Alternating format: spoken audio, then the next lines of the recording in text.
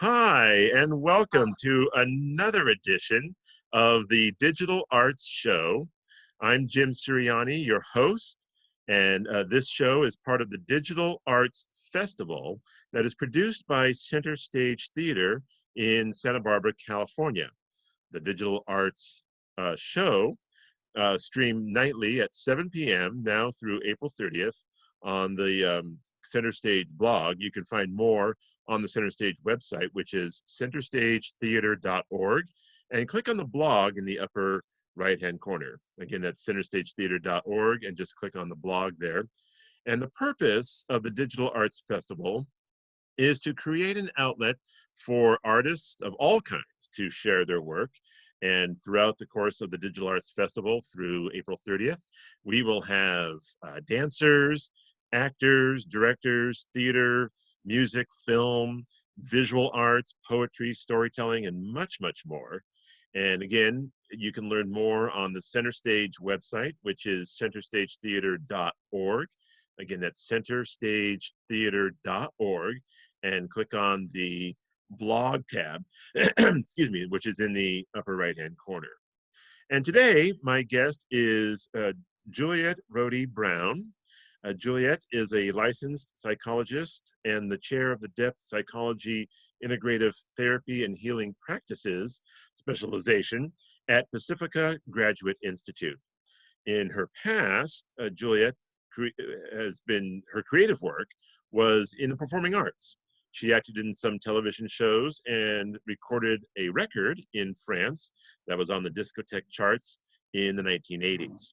Since then, she has engaged in the arts through several endeavors. She enjoys creativity through writing songs and melodies, creating tiny free flow paintings and photography. Juliet's book, by the way, is entitled Imagine Forgiveness, and she has a few guided imagery CDs available through online venues, and one of them, Feel Forgiveness Now, has actually won an award. Juliet lives in Carpinteria with her husband, neo-impressionist artist James Paul Brown. And welcome to the show, Juliet. It's so wonderful to have you with us today. Thank you, Jim. Good to be here. It's great to have you. And how are you doing during this quarantine? Are you surviving okay? I am. I'm surviving okay. Of course, I'm concerned about all of those in the world who are suffering or serving those who are suffering. But for me, I've been able to transfer my work from home that I do with Pacifica, and that's working out well. So, yeah. Nice. So tell us a little bit about your background. What has your path been? So I started out thinking I was going to go into the arts and that I would be in the acting world and all of that. And I did do a little bit of that. And at a certain point, I became interested in working with people in a different way, in a purposeful way, in a healing arts kind of way. So I started to study that and to work with people. And then I became a licensed psychologist and an educator. So during that process, of course, I had my nose to the grindstone, studying and doing all of that. And in the last 10 years or so, I've come back around again to explore my creativity. It just started opening up in me again. I come from a family where we honor the arts. We honor the arts very much, and so that was always encouraged. And I look at my inspiration for both my creative work and my work in the world with psychology to my brother John, who became brain injured as a child. And I think that he opened me to this place of understanding there's so much more to all of us human beings than really we can grasp at face value. Mm-hmm. So I think that's always been an underlining kind of theme with the purpose behind both my psychology work and my creative my creativity, my creative work. You know. Nice, nice. So, By the let way, me, I'm oh, go ahead. looking either in the camera or at you, and I get, you know, sometimes a little awkward with the Zoom, because if I'm looking at you, I may not be, you know, really Oh, that's fine. looking at everyone else. But And on my end, it looks fine over here. So, but so let me ask you then. I understand you started out as a performer, as you mentioned, and now are working more as a visual artist in paint and photography. How is your creative experience different in the different mediums? well, so I'm mostly writing these sacred songs, and I just happen to take photos, and I think of it as contemplative photography, mostly out in nature. And so I made little videos along with my songs. And then I'm doing the small paintings, you know, like something like this, for instance, you know, these Oh, just neat. come out of my own, they're free flowing, you know, they're just out of like my own, Oh, wow. um, That's really cool. they're out of this sort of contemplative practice. They emerge. My husband is kind of a well-known artist and fine artist, and I come from a family where I have an older brother who's vice president of Imagineering with Disney, and he's quite an artist as well. Oh, But wow. for me, the process is more spontaneous through meditative processes, and then I come out with these more abstracty things like Nice. that are meaningful to me and that I can share on a card with someone or something like that. Right. And photography, same thing. You know, it's just I'll see a shape, I'll see the way the light is hitting a tree when I'm going for a walk, and I get inspired by that. I want to capture it in some way. And so I put the photography in little videos along with the songs I wrote, Oh, wow. sang. So it's Nice. kind of a combination. A combination of all of it kind of flowing together. That's really cool. So tell me then a little bit about what is your creative process, and does it vary with your different artistic interests? It doesn't vary that much. It really comes out of, I've had melodies show up in dreams, for instance. Oh, wow. Um, Melody, and again, I'm not a professional songwriter. I wouldn't be even seen that way.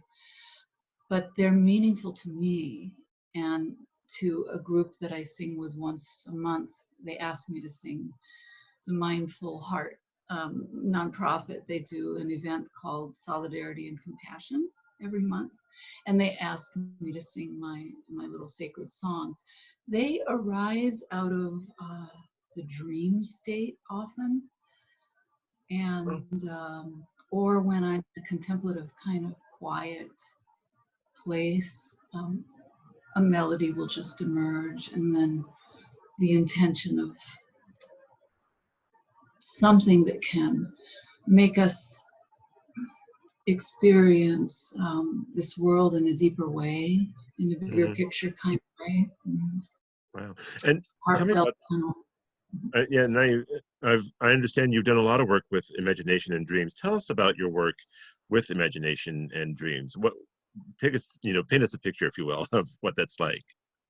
Okay. Well, I come from, in my work, more of a kind of transpersonal Jungian approach. It's integrative. And I think I became most interested in how the imagination can directly inform our own healing processes.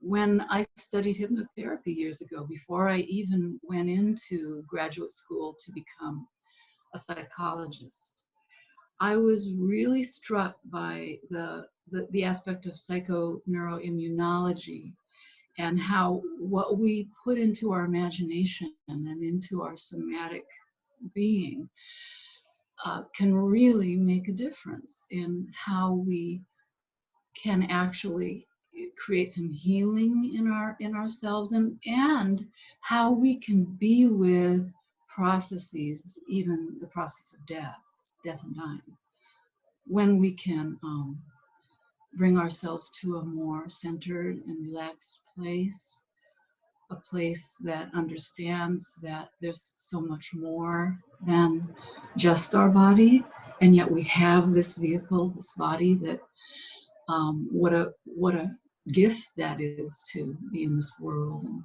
and have this opportunity. So the dreams I've watched and explored and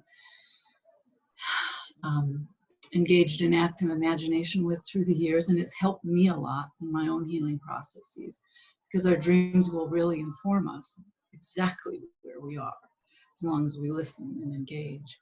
Right. As will our waking images and what we allow in to accept and be considered with the whole mosaic of who we are. So I hope that kind of makes sense. Yeah, no, that does.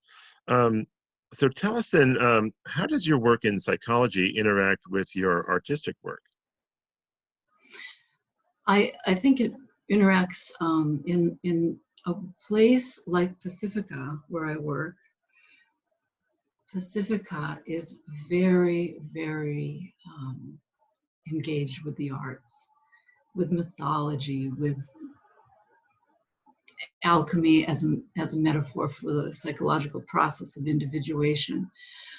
And the students who come to us are already right there with this. They're already practicing in some way with their own processes of growth and psychological development, with a real honoring of imaginal processes. I think that it doesn't have to be confined to Jungian work, but where I work now, where the predominant work I do in the world is an administrator and teacher in a depth psychology program. In my private practice, I will often explore images that come up even around medical issues and things like this. I mean, I knew someone who was having a dream of a black cord being pulled from this area of her body for a couple of years. And she could feel the tugging in like this black cord. And she didn't pay much attention to it. And then she started to feel tired and weak and just not herself. And she went to her doctor, and it turned out she had thyroid cancer. Oh, wow. And it was in exactly the area where she was experiencing the pulling. So those kinds of things, if we can really pay attention, we might actually capture things early. We might even be able to, let's say, going through surgery, we can engage with, let's say we're having an organ removal or something. We might be able to engage with that part and create a relationship with the closure of ending that piece of ourselves. And it really helps people to have that kind of relationship and acceptance and engagement. So I've been very inspired by it. And then with music, with my brother John, who struggles to really communicate his feelings and thoughts with words. He speaks, of course, and recognizes us and loves people. He's very lively. But the place where he really comes alive and where we've always connected is with music. You know, Oh, wow. That's amazing. So, yeah, music is very I feel is very healing, and in many ways. I've seen example after example after example of where music, maybe somebody who's autistic, or somebody who has Alzheimer's or something like that, and how music is so, as I said, healing. It's amazing what music can do for people. It's amazing. Oh, go ahead. Well, Oliver Sacks, you know, he wrote about that, and the late Oliver Sacks and his wonderful, wonderful, sensitive being he was, and the books he wrote about that too. Yeah, Yeah. that's amazing. So let me ask you then. Oh, by the way, as you're watching, if you'd like to learn more about Juliet, you can go to her website. It's very simple. It's drjrb.com, and that stands for, you know, Dr. Juliet Rohde-Brown, but it's drjrb.com, and you can check out more information about her there. Also on the Center Stage Theater website, centerstagetheater.org, when you click on the blog, all of her information will be there as well, along with this interview. So Juliet, let me ask you then, how are you coping with the shutdown now, and how is it impacting your process or your creative process? Well, I've been quite busy with my work, so you know, because we've been adjusting to the online format, and so I've been pretty tied up with work. However, I have my little section where I can just go and maybe blow some paint, some acrylic over a little piece of paper. I can I can get up and stretch. I listen to music when I'm working. Sometimes I can step outside and experience the leaves kind of blowing and the breeze and the way the sunlight is hitting the tree across the end of the day or something like that. And then my meditative processes to slow down, remind myself to slow down, remind myself to practice what I preach, basically, and trust the Well, creative process. self-care. Self-care. Yeah, Yeah. yeah, that's wonderful. Um, do you think that what, you know, once the quarantine ends and we come out of this, do you think this experience will inspire you to create in some way, either with music or paint or photography? Do you see that maybe possibly happening? Oh yes, I think already I think we're invited to consider that we can change. Look at the earth. The earth is having a rest. There's a lot of suffering right now. And I think that we need to be with the grief of some of the letting go, and also the loss of people we love, and people are losing jobs and things like this as well. And on the other side of it, because there's always paradox, right? Paradox and Right. uncertainty. We are seeing this earth is having a chance to rest. I mean, who would ever think dolphins would be swimming through the canals of Venice and that kind of thing? So I've been inspired by,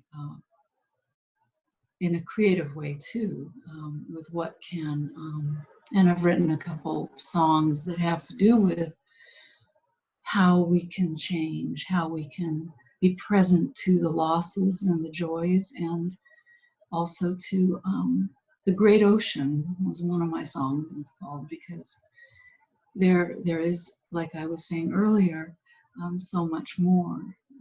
As Jung said, between space and time, there's this other place, and yet we're here, and we need to be grounded in and of this world. For me, the creative process is grounding, and of course, that's emerging through this lockdown process, through my contemplations around what all of this means, where we go from here, Exactly. Yes. Where do we go connecting from with here? people. Yeah, and I've been connecting with people, and I'm really impressed with how we're connecting across the oceans. You know, how we're connecting internationally at this time, reaching out Reaching in a really profound way. And a lot of the well-known musicians and such, they're offering little concerts out of their living rooms and out. things like that, and reading poetry, and people are helping with how to how to take care of your immune system, or offering some meditations. I offer one at 2 o'clock on Thursdays through Rodley, Weininger, and Michael Kearney's organization called Mindful Hearts. They offer meditations throughout the community on a regular basis. So I think there's a lot we can do to reach out, to connect, to create a calmness, and also a place for grieving, a place for all of it to occur, the grieving, the joy, the love and connection, the angst. Mm-hmm. There's a place where we can connect and be with all of that together. Right, right. Let me ask you then, through this whole experience, and through the quarantine, and being a creator as you are and a psychologist, what has, if anything, what has surprised you the most about this whole experience? In general, what surprised me the most is how available people have been to support each other. Nice. I think there was a lot of, we just look at the recent social media just before all of this kind of hit, and there's so much divisiveness, so much hate, and there's still some of that going around. Yeah. You can't deny it, it's there. Exactly. And that shadow, as we might call it, is always going to be there. It's just how are we going to be with it. But what I really have been surprised about is how quickly the earth started to repair, is one, Yeah. and how quickly people started to reach out to each other across differences, even though we still have, I'm not Pollyanna-ish about it. Maybe I am, but okay. But I'm really impressed with the With how people have care. come, yeah, the care. Yeah. Yeah, exactly. Well, Juliet, this has been delightful. I wish we could talk more, but unfortunately, we're just about out of time. But I just want to thank you for taking time out of your day to join us, and thank you for sharing your story and your creative process with us, and continued success with all of your work. Thank you, Jim. Thank you, and thank you for those who are listening too. Yeah. And Yeah, good luck, and be well. Be well. Be safe and well. exactly. Be safe and well. And again, to learn more about Juliet, you can go to her website, drjrb.com. That's drjrb.com. And you can learn more also on the Center Stage blog. There's all sorts of information there. Just go to the Center Stage website, centerstagetheater.org, and click on the blog tab in the upper right. And you can see all the information there about Juliet, and also the other interviews that we've done so far. And also, if you feel so inclined, I know this is a hard time for folks, because a lot of people have had troubles with jobs, and so financially it's a little bit of a strain for people. But if you're so inclined, you can, if you'd like to make a donation to Center Stage, you can absolutely do so on the website. Again, that's centerstagetheater.org. And Juliet, thank you again for joining us, and thank you everybody for watching, and we'll see you again soon. Bye for now. Bye, everyone.